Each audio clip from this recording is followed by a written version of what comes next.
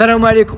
غاشي بنيكيل والقبائل المجاوره راح نتواجدوا في بلاد بنيكيل، وتحيه للقبائل المجاوره وتحيه لاي واحد كيبغي العرش الاخضر من هذا المنبر هذه. راح نتواجدوا في معتركه، بالضبط راحنا في معتركه، مازال في معتركه. راحنا في واحد البلاصه اخيي، هذه البلاصه هي بلاصه خلاتها فرنسا هنايا اللي سميتها الكارطي، اللي عبر الكارطي.